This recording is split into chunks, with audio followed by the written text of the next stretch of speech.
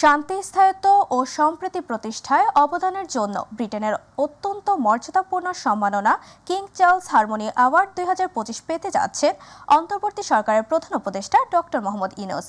আজ লন্ডনের Saint James প্যালেসে হবে এই আনুষ্ঠানিকতা। আগামীকাল বিএনপির ভারপ্রাপ্ত চেয়ারম্যান তারেক রহমানের সাথে প্রধান উপদেষ্টার বৈঠক হওয়ার কথা। প্রধান উপদেষ্টা প্রেস সচিব শফিকুল আলম বলেন, এই বৈঠকের কোনো ফরম্যাট নেই, তবে বাংলাদেশের বর্তমান রাজনৈতিক পরিস্থিতি, নির্বাচনের দিনক্ষণ, সংস্কার ও জুলাই চার্টার সহ যে কোনো বিষয় নিয়ে আলোচনা হতে পারে।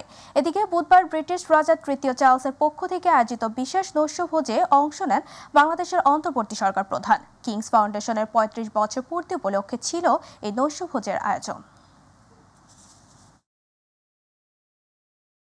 আমরা চাচ্ছি যে খুব তাড়াতাড়ি একটা জায়গায় যেতে, সেই জন্য দেখেন এই চিফ অ্যাডভাইজারের যে আসলেন, আসার সময় উনি কিন্তু অ্যান্টি করাপশন কমিশনের যে চেয়ারম্যান ওনার সঙ্গী হয়েছেন, তারপরে বাংলাদেশ ব্যাংকের গভর্নর ওনার সাথে সফর সঙ্গী হয়েছেন। ওনারা এসে ওনাদের মতো করে অনেকগুলো মিটিং করছেন। যেই জন্য আমাদের মূলত আশা সেটা হচ্ছে যে কিং চার্লস হারমোনি অ্যাওয়ার্ডকে দেওয়া হবে, ওইটার একটা অনুষ্ঠান। সেই অনুষ্ঠানটা আমরা দেখছি যে কীভাবে বাংলাদেশের মানুষকে খুব এটা লাইভ করা যাবে কি যাবে না, এগুলো আমরা দেখছি। লন্ডনে বিএনপির ভারপ্রাপ্ত চেয়ারম্যান তারেক রহমান ও প্রধান উপদেষ্টা ডক্টর মোহাম্মদ ইউনূসের বৈঠক আগামী নির্বাচন, সংস্কার ও গণতন্ত্র সামনের দিকে এগিয়ে নিয়ে যাওয়ার জন্য গুরুত্বপূর্ণ ভূমিকা পালন করবে বলে দাবি করেছেন সিনিয়র যুগ্ম মহাসচিব রুহুল কবির রিজভী আহমেদ। নয়াপল্টনে বিএনপির কেন্দ্রীয় কার্যালয়ে সাংবাদিকদের সাথে আলাপকালে তিনি এ দাবি করেন। রিজভী বলেন, উন্নয়নের নামে আওয়ামী লীগ নেতাদের লুটপাটকৃত অর্থ বিদেশে পাচারের বিষয়টি আড়াল করতে বৈঠক নিয়ে অপপ্রচার চালানো হচ্ছে। সরকারের প্রধান উপদেষ্টা ডক্টর মোহাম্মদ ইউনূস সাহেবের সাথে বিএনপির ভারপ্রাপ্ত চেয়ারম্যান জনাব তারেক রহমানের বৈঠকের বিষয়টি চলছে। তো এটা জনপ্রত্যাশা তো রয়েছেই যে কি কথা হয় সেখানে, এবং অবশ্যই বিশ্বাস করছে আমাদের সামনের নির্বাচন, সংস্কার এবং এই দেশকে অনাদিকাল পর্যন্ত একটি গণতান্ত্রিক বিধি ব্যবস্থায় এগিয়ে নিয়ে যাওয়ার জন্যই আগামীকালকের বৈঠকটি হবে অতীব গুরুত্বপূর্ণ। অপপ্রচারটা দেওয়া হচ্ছে নিজেদেরকে আড়াল করা, নিজেদেরকে ঢাকা। বিএনপির ভারপ্রাপ্ত চেয়ারম্যান তারেক রহমানের দেশে ফিরতে কোনো বাধা নেই বলে জানিয়েছেন স্বরাষ্ট্র উপদেষ্টা জাহাঙ্গীর আলম চৌধুরী। বেলা 12টার দিকে গাজীপুরের সালনা হাওয়ে থানা পুলিশ গণমাধ্যম পরিদর্শন শেষে গণমাধ্যম কর্মীদের সঙ্গে সমসাময়িক বিষয় নিয়ে আলাপকালে এমনটা জানান তিনি। সীমান্তে পুশিন ইস্যু প্রসঙ্গে তিনি বলেন, বাংলাদেশি নাগরিক যদি ভারতে থাকে তাহলে অবশ্যই নেওয়া হবে, কিন্তু এটার জন্য তাদের প্রপার চ্যানেলে আসতে হবে। ভারত এটা অনুসরণ না করে জঙ্গলের রাস্তায় অমানবিকভাবে এমনটা করছে। দিল্লির হাই কমিশনারকেও বিষয়টি বলা হয়েছে।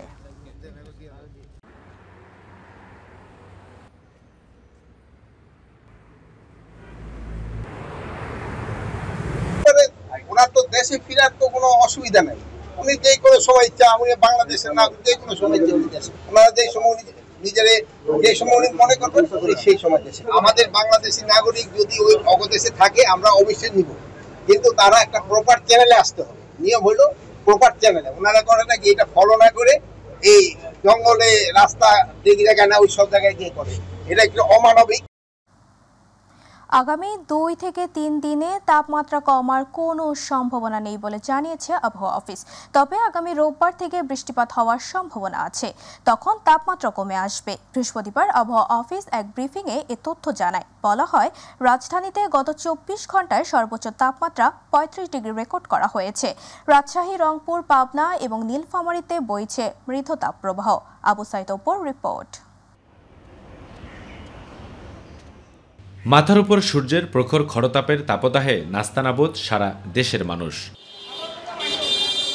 ঘর থেকে বেরোতে পারছেন না নগরবাসী, আর যারাও বা বের হচ্ছেন ঈদ আনন্দ উপভোগ করতে তাদেরও অবস্থা হাঁসফাঁস। বিশেষ করে খেটে খাওয়া নিম্ন আয়ের মানুষের নাকাল অবস্থা। অনেক গরম মামা, গাড়ির এত কষ্ট লাগে। গরমের কথা বলে আর শেষ নাই, শুধু গরিব মানুষ জন্য এই রোদের ভিতরে পড়ে আছে, তাছাড়া থাকতাম না, এত কষ্ট। গরমের কারণে হাসপাতালগুলোতে বাড়ছে গরমজনিত রোগীর সংখ্যা, যেন তিল ধারণের ঠাঁই নেই। বাচ্চা নিউমোনিয়া, আর ঠান্ডা লেগে গেছে, নিউমোনিয়া হয়েছে, আর লাঞ্চে পানি জমে গেছে। পরিস্থিতি যখন এমন, তখন আগামী রোববার ও সোমবারের মধ্যে দেশজুড়ে বয়ে যাওয়া মৃদু তাপমাত্রা কমবে বলে জানালেন আবহাওয়াবিদ হাফিজুর রহমান। তবে ভ্যাপসা গরম অব্যাহত থাকবে। আমাদের অ্যানালাইসিসে আমরা যেটা দেখছি, আমরা আশা করছি যে আমরা আগামী রবি সোমবারের দিক থেকে বৃষ্টিপাতের ইয়েটা বাড়বে। যখন বৃষ্টিপাতটা বাড়বে তখন তাপমাত্রাটা কিন্তু কমে আসবে এবং এই যে মৃদু তাপপ্রবাহ যেটা আছে সেটা কিন্তু প্রশমিত হবে। 3 দিন পরে বৃষ্টিপাতের প্রবণতাটা বাড়বে এবং এই তাপপ্রবাহের যে ইয়েটা এটা কমে আসবে, তবে ভ্যাপসা গরম কিন্তু থাকবে। পাশাপাশি তাপমাত্রা নিয়ে কোনো অ্যালার্ট জারি করা হবে কিনা কিংবা বৃষ্টিপাত কবে নাগাদ শুরু হবে সেটিও জানান আবহাওয়াবিদ হাফিজুর রহমান। 3 দিন পরে বৃষ্টিপাত হলে তাপমাত্রাটা আরও সহনীয় অবস্থায় চলে আসবে। Red alert, yellow alert, orange alert, বিভিন্ন অ্যালার্ট আছে, এই অ্যালার্টটা আমরা এখনো নাই, কালারিং অ্যালার্টটা এখনো আমরা নাই।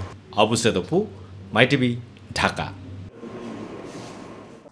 সাবেক ভূমিমন্ত্রী সাইফুজ্জামান চৌধুরীর যুক্তরাজ্যের সম্পত্তি জব্দ করেছে দেশটির জাতীয় অপরাধ সংস্থা এনসিএ।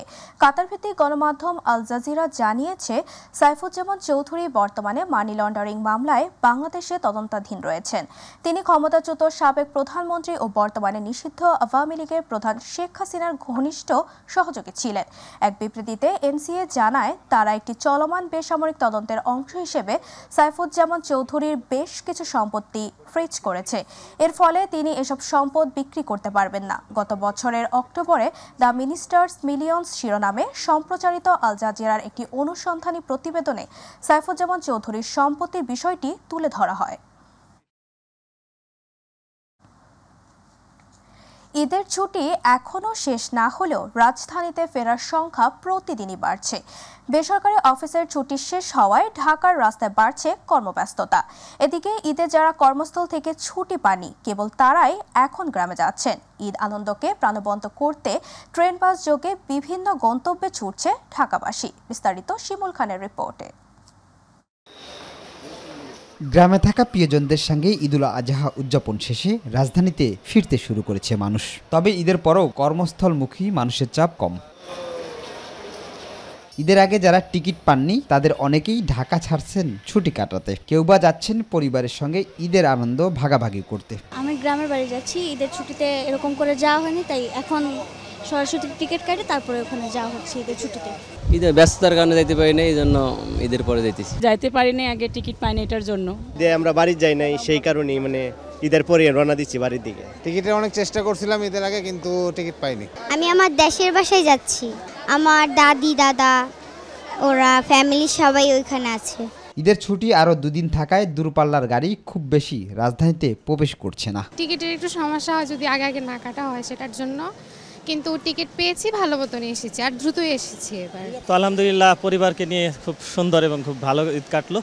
আমি খুবই হ্যাপি, যাওয়ার পথে এবং আসার পথে নির্বিঘ্নে খুবই ভালো লাগছে। পরিবহন সংশ্লিষ্টরা বলছেন, ঈদের পরে এবার লম্বা ছুটি খুব জরুরি না হলে লোকজন এখনো সেভাবে ঢাকা ফিরতে শুরু করেননি। আগে যে রেগুলার যে দামটা ছিল টিকিটের, এটা কিন্তু এখন নেই। তারা কিন্তু অনেক চড়া দাম নিচ্ছে, যেখানে 500 টাকার জায়গায় 1000 টাকা নিচ্ছে। এক্ষেত্রে আমি মনে করি বাংলাদেশে একটু পরিবর্তন আনা উচিত। ভোগান্তি তো টুকটাক আছে, পোক তোলে, এই গাড়িতেও পোক তুলেছে। ঢাকা ফিরছেন এমন অনেক যাত্রী জানিয়েছেন, ট্রেনে ও বাসে এখনও যাত্রীর চাপ কিছুটা কম থাকায় অপেক্ষাকৃত স্বাচ্ছন্দ্যে ভ্রমণ সম্ভব হচ্ছে।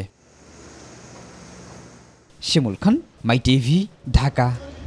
যারা সঠিক সময়ে চামড়ায় লবণযুক্ত করেছেন তারা ন্যায্য দাম পাবেন, আর যারা করতে পারেননি তারা আর্থিক ক্ষতির সম্মুখীন হতে পারেন বলে জানিয়েছেন বাংলাদেশ ট্যানারি অ্যাসোসিয়েশনের সিনিয়র ভাইস চেয়ারম্যান মোহাম্মদ শাখাতুল্লাহ।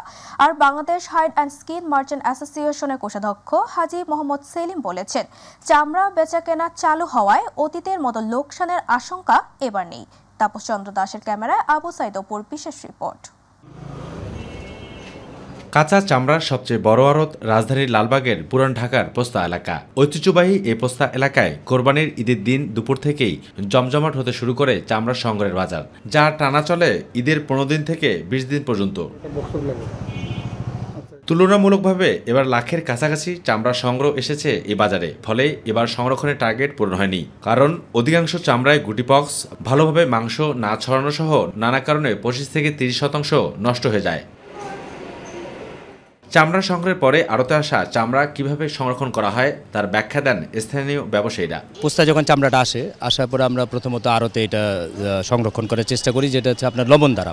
এখন পর্যন্ত কোনো খরিদ্দার আসেনি, আসলে বাজারের উপরে নির্ভর করে দাম দিবে। যেমন হাজিরবাগ ছিল আগে, এখন হেমতপুর চলে আছে, তাদের ট্রেনারি আলাদা অপেক্ষা থাকি আমরা। লবণ দামটা কম পাইতাম, সরকারিভাবে লবণটা পাইতাম, তাইলে মনে করেন ভালো পোশাক কামাইতে পারতাম। চামড়া দাম নিয়ে মৌসুমি ব্যবসায়ীদের অভিযোগের জবাব দেন ট্যানারি অ্যাসোসিয়েশনের সিনিয়র ভাইস চেয়ারম্যান মোহাম্মদ শাকাতুল্লাহ। যারা লবণ দিয়ে ভালোভাবে চামড়া সংরক্ষণ করেছে তারা ন্যায্য দাম পাবে, আর যারা লবণ দিতে একটু দেরি করেছে, চামড়ার গুণগত মান যারা লবণ দেওয়ার কারণে নষ্ট হয়ে গেছে, তারা ন্যায্য দাম থেকে হয়তোবা বঞ্চিত হবে। আর Bangladesh hide and skin merchant অ্যাসোসিয়েশনের কোষাধ্যক্ষ হাজী মোহাম্মদ হালিম বলেছেন, লোকসানের আশঙ্কা এবার নেই। লালবাগ পোস্তা যে আমাদের আড়ত, এখানে কোনো চামড়া পচেনি। এখানে আমরা আড়ত দ্বারা সম্পূর্ণ মাল আমরা খরিদ করে ভালোভাবে লবণ দিচ্ছি। এগুলো অলরেডি কিছু মাল বিক্রি হয়ে গেছে, কালকেও ট্রেনের মালিকরা আসবে, কালকেও বিক্রি হবে।